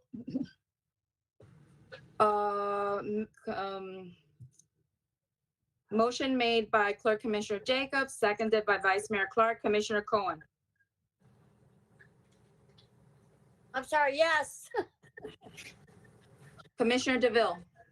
Yes. Clerk Commissioner Jacobs. Yes. Vice Mayor Clark. Yes. Mayor Mohammed. No. I want to thank all of you. I really do appreciate your vote of confidence. This has been an amazing 6 months, and I think that we're all working very well together and bringing our town forward. And again, I thank you all so very much. And Attorney Ryan, you stated about going ahead and placing into my resolution the number that was spoken by Ms. Menengazo, which was 80,000, and I accept the recommendation, and I thank you all again for everything that you've done. It's been a pleasure working with all of you, and I will continue to do my very best for the residents, the town, and our employees. So thank you very much. And I thank you as well, because you've done a wonderful job for our town. You want me to go ahead and read the resolution? And you know, I'll be on you to make sure it's done.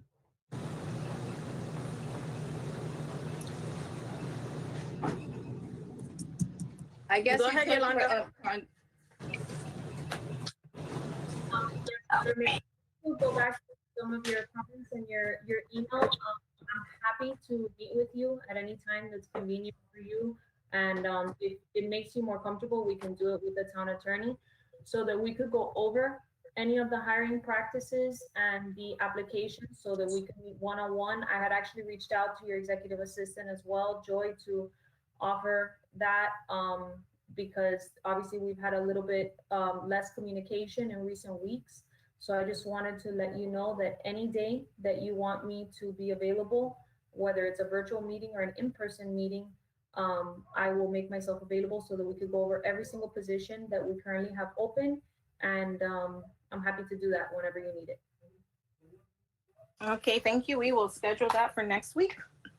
Do you want me to read the resolution at this time? Yes, sir. Okay, it's a resolution of the Town Commission of the Town of Pembroke Park, Florida, appointing Marlen Martell as Administrative Services Director, superseding conflicting resolutions and providing an effective date. Whereas the town retained the services of Marlen Martell to serve as the interim deputy town clerk as an independent contractor basis on December 11, 2019. Whereas Marlen Martell is demonstrated a thorough knowledge of the duties and responsibilities of the Office of Municipal Clerk, and whereas Marlen Martell is devoted exceptional energy and diligence to organize the town's municipal clerk records and to implement procedures for the orderly operation of the town clerk's office, and whereas the town commission desires to appoint Marlen Martell to the position of Administrative Services Director. Now therefore be resolved by the Town Commission of the Town of Pembroke Park, Florida, Section 1, that the Town Commission is hereby appoint Marlen Martell to serve as Administrative Services Director for the Town of Pembroke Park. And she is directed to undertake the duties and responsibilities of Administrative Service Director as set forth in Section 2-99 Pembroke Park Code of Ordinances. Section 2, that Marlen Martell shall serve in the Office of Administrative Services Director at the pleasure of the Town Commission and shall be paid $80,000 annually as compensation for performing the duties of her office. Section 3, that all resolutions or parts of resolutions of conflict herewith being the same way hereby superseded to the extent of such conflict. In Section 4, that this resolution shall be enforced and take effect immediately upon its passage adoption. Motion to adopt. Second.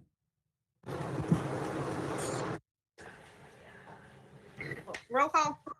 Motion to adopt by Commissioner Cohen and seconded by Vice Mayor Clark. Commissioner Cohen, Yes. Commissioner DeVille, Yes. Clerk Commissioner Jacobs, Yes. Vice Mayor Clark, Yes. Mayor Mohammed. No.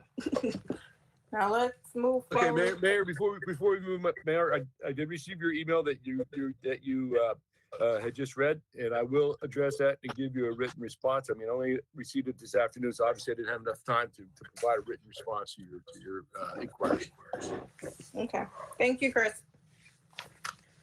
Number 8, rezoning ordinance. Ordinance of the Town of Pembroke Park relating to Chapter 20 zoning, amending the zoning classification of Lot 20E. Mayor, I'm sorry, Mayor, but you have the extension of the emergency declaration order until June 30th. Right now, our declaration order expires on June 7th, and our next commission meeting is scheduled for the 10th. So reality is we're just extending it for a few days, but we needed to go ahead and put it on now just for the extension. The attorney recommended to June 30th because on June 10th, we're gonna have that discussion. We're gonna bring the new declaration and it can at that point be approved. But we did need to make sure that it didn't expire. So that's the next item you have. Well, actually, the emergency declaration needs to be rewritten because majority of things have already been opened back up by the county. And we don't want to limit businesses from opening when the county has ordered them or allowed them to be open. I completely understand, and you're correct, but the thing is that this expires on June 7th, and your next commission meeting is just until June 10th. So the only thing we're extending is 3 days, and then on June 10th, the new declaration can be approved. I need at least 3 commissioners' faces up on the screen, please. Okay, and Mayor, it could be extended. Thank you. Mayor, you could, if the commission were so desired, they can make a motion to extend it to the extent that it does not conflict with the provisions of either any executive order of the governor of the state of Florida or any emergency order of Broward County. Okay, yeah, because everything's open. Like, we're going to the beach on Tuesday, so everything's open. So it doesn't make sense for us to keep things closed when all these municipalities have already opened. The businesses have already opened. In that case, Mayor, the other option would be to allow it to expire on June 7th. Mm-hmm. No, Yeah. I make a motion that it's extended to June 10th. That's the motion I'm gonna make. Howard, you need to put in there because the county has already opened everything back. And conflicting well, what resolutions was with the the- county or the state. Okay, what was the verbiage that the attorney used, Chris? You would move to extend the emergency declaration until June 10th to the extent that the restrictions do not conflict with those set forth in any executive order of the governor of the state of Florida or any emergency declaration by Broward County. So made. I make that motion. Second. Okay, discussion. I would like to update that the only thing that we don't have in our emergency orders is the mask requirement. Which is with the county, but I think we need to have it as well because there are a lot of folks that are coming out into the city. It didn't mean for you to put your mask on right now, Howard. But Mayor, if it's in the county emergency order, then it would apply to the town and it would supersede the town, even if the town had a provision that was less restrictive. Okay, but I think we still need to include it just because there are people that aren't abiding by it. So that it gives our guys a little bit of teeth when they're out there and they're seeing stuff. Mayor, may I? Do we Go have ahead. masks? We do have masks, right? We have masks, but it's for the public to wear masks whenever they're out in the street. For our public works. No. people. For the residents of the town, whoever's coming into the town, employees coming into work every. Oh, so we have that right now in our town? Mayor, if you can just, if I could just speak for a moment. Go ahead. This declaration is scheduled to be discussed at the workshop going forward. So, and then when we start the workshop, this is one of your items and that's why it's placed there so that we complete whatever verbiage needs to be done. And then it could be voted on June 10th. And just for your information as well, one thing that I would recommend is that you also go ahead and place that people that are walking into the town, their temperature is taken, so that then we also, that's been done in most of the municipalities that are opening up, that temperatures are taken when people from the outside enter the town.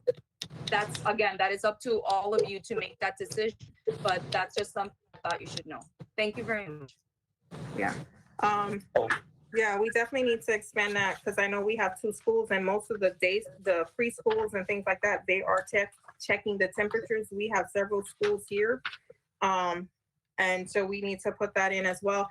The one thing that I do want to remove, because I know that DRC needs to schedule some meetings and that we're losing money because DRC needs to meet. And we have in our emergency order that all meetings are suspended. And so I do want to remove that portion of things so that DRC and code enforcement can go back to having their meetings. So that's that's on page 31. And I know that we've been getting a lot of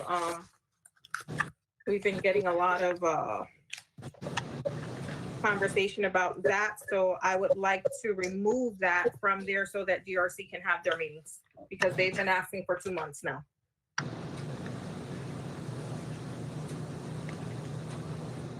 Go ahead, Howard. Yeah, and I would like to add, I'd like to see where they could put some plexiglass up around certain booths, especially in the building department. And when you open up the front, the reception, because as we've all seen, every place where they put that up, I think it's a really good, effective tool to help our employees and the residents of the town, and anybody else coming in to town hall. Okay, so Howard, can you amend it to include allowing meetings? Okay. That way the DRC can meet because they're losing, like I said, Michael Miller has been sending me emails repeatedly saying that these businesses are losing money and we need all the money we can get.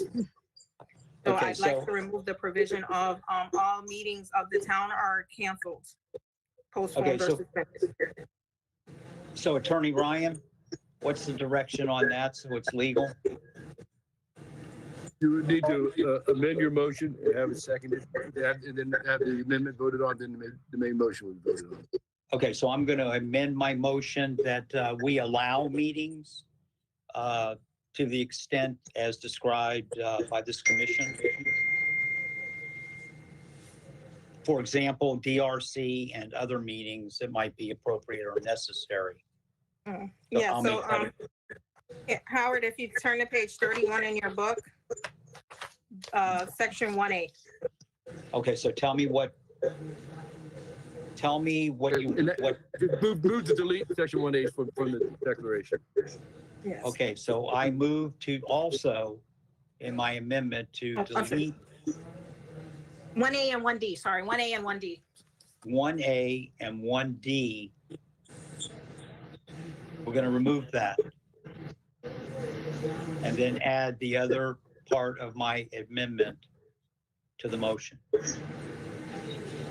That sound all right, Chris? Okay, your original motion was to extend the emergency declaration to the extent that it's not in conflict with the state or the Broward County one. So you're now making your amendment would be to remove sections 1A and 1D from the current emergency declaration. That would be the extent of your amendment. Okay, I so move.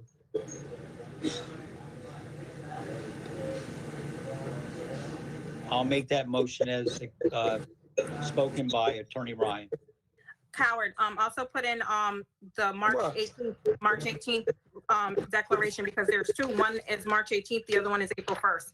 So the 1A and 1D is from the March 18th declaration, not the April 1st declaration. What you said the first time? Okay, Yeah. why don't, Attorney Ryan, would Yeah. the motion, would it make it easier if the motion would be to go ahead and approve a declaration that the mayor she's the one who signed the last one, so she's the one who's headed it. So can she, so we could make an approval to adopt the declaration as amended by the things that the mayor would like to add and delete into it, which she's gonna follow Broward County, which means that it's all in compliance of what the things need to happen. Is that a better motion, so that then we're No. not crossing out and taking out? I would prefer to stick with what we have. You have the mayor's original motion that's been Okay. seconded. That's the motion to extend the emergency declaration to Okay. June 10. To the extent that it does not conflict with provisions of the emergency order of the governor of the state of Florida or executive order of Broward County. Then his motion is amendment to that motion would be to also then to delete those portions in section 1A and 1D of the emergency declaration by the town issued on March 18. So I make that motion as stated by the town attorney. Is there any other amendments? That was all I had. So Attorney Ryan? Is there a second? I'm not voting. Is there a second? I second. The motion is to amend the original motion, which is to go ahead and delete from the March 18th emergency declaration, 1A and 1D. Motion made by Vice Mayor Clark, seconded by Commissioner DeVille. Commissioner Cohen? Is there a second? Who seconded it? And then does Jeffrey Lewis have something to say, because he came on the screen for some reason? He raised his hand too. Just want to clarify that these meetings are going to be in person or virtual. I think DRC wanted to meet in person, so I think we'll just play it by ear. Okay, yes, because that way we host our code enforcement boards, and that would be in person. Okay. So that works. Okay, go ahead, Gina. Thank you, Okay. Jeffrey. So confirm 1A and 1B to me, please. 1A and 1D. Or D, okay, can you confirm that? What do you mean confirm? You want me to read it to you, what it says? Yes, Okay, please. it's on page 31 in your book. It says, Okay. the following events and activities within the town of Pembroke Park are postponed, canceled, or suspended. All meetings of the town commission, code enforcement, DRC, town boards, including all advisory and statutory boards, town committees, and town working groups. D is, D is town hall will remain to the public. Town hall will remain fully operational. However, starting Monday, March 23rd, 2020, all non-essential personnel will work remotely from home. Key personnel will continue to function normally and in person. And, okay, and what is the June 10th? June 10th is when we have a voting meeting to either come up with some new language for what we want to do, which is model the county's resolutions, the emergency declarations, as well as the governor's Okay. declarations. since the governor's Oh. issued like 100 new declarations since we issued our declaration. Okay. And the thank- county's opening everything up. And so everything's open right now. Nail salons, hair salons, restaurants are going up to 50% capacity. Beaches are open, everything's open. So we need to move forward and going back to opening up things. Okay, thank you. Uh-huh. All right, did you finish the roll? No. No, Commissioner, no, Mayor, I did not. The motion was made by Vice Mayor Clark, seconded by Commissioner DeVille. Commissioner Cohen, Yes. Commissioner DeVille, Yes. Clerk Commissioner Jacobs, Yes. Vice Mayor Clark. Vice Mayor Clark, Yes. Mayor Mohammed. Yes. My one Okay, yes for today. We have to, Chris, we adopted the amendment. Now, do we go back to the original motion or now do we? Yes, make- yes. Go back, no, you go back and take a roll call on the amended motion. Okay, The so original the motion as amended, amended. okay, the original motion as amended was made by Vice Mayor Clark, seconded by Clerk Commissioner, Commissioner Cohen. Yes. Commissioner DeVille, Yes. Clerk Commissioner Jacobs, Yes. Vice Mayor Clark, Yes. Mayor Mohammed. Yes. Thank you. May I say something? Mayor, Madam Mayor? Go right ahead. Okay, and thank you, Madam Mayor, for that astute observation. And thank you, Chris, for your wonderful motion making. And thank you for your legal opinions. And Marlen for repeating it, okay? Michael Miller, are you there? Yes, I am. That good, or do you need anything else from us? Oh, and thank you very much. You know, we have some frustrated petitioners with site plans that need the DRC and the Planning and Zoning Board to meet. And this would help with that. We will be safe with our meeting, either in person or virtual. Many cities are meeting in virtual settings or quasi-virtual settings, and we will work that out with the staff. Thank you. Okay, yeah, because I don't want to buy iPads for all of our. We don't have the money to buy them iPads. Mayor, Yes, ma'am. how, is the town gonna be open now? Are we Yes. opening the town starting? Yes. What date are we starting opening up the town? That can be, we can start that immediately or Monday. If you could please start on Monday, because I would appreciate being able to get the things to monitor people with fevers and stuff. And I Yeah. don't have any of that now. We don't have the plexiglass up. We do need to make some really quick changes, please. Okay. I agree. Yeah, Vice Mayor? Okay, Madam Mayor, do you need a motion from me to allow for this plexiglass installation in an amount not to exceed, or, No, FEMA's gonna pay for that. okay? So you don't need me to make any motion? I don't, Attorney Ryan? No?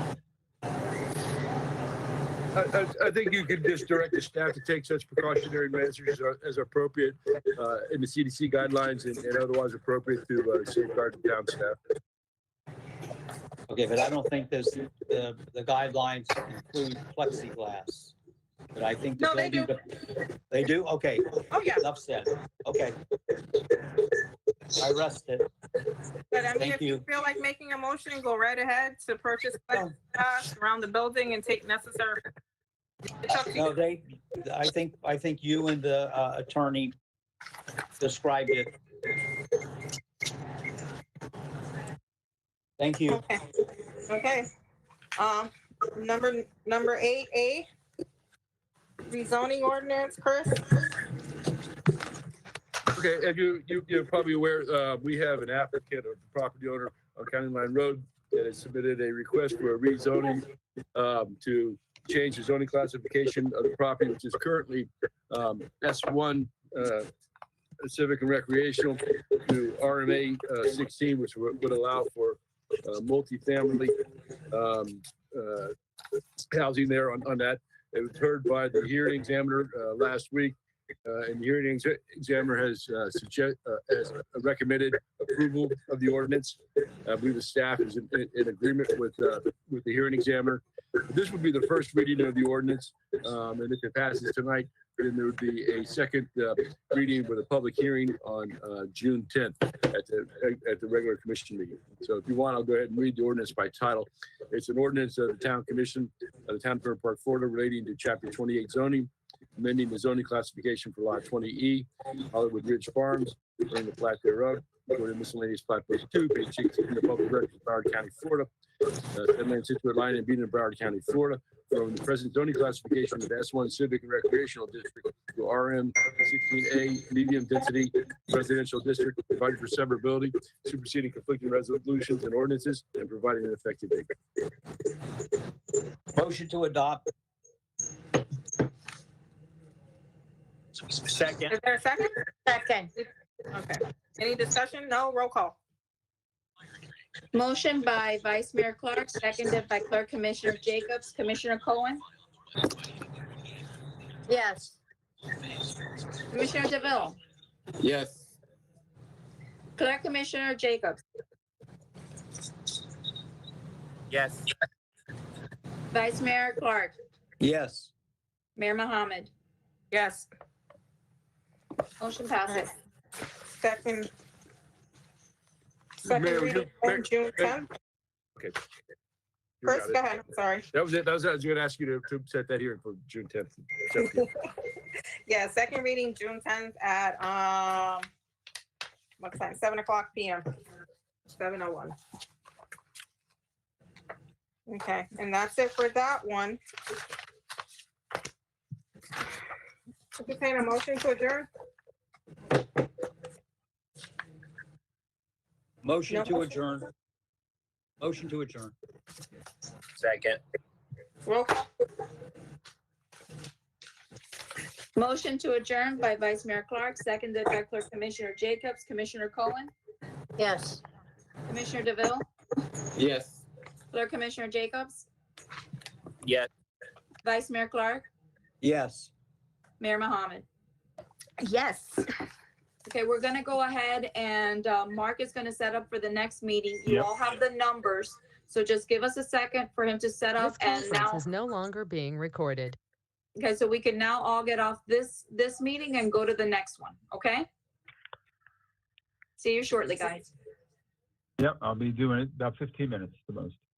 Okay.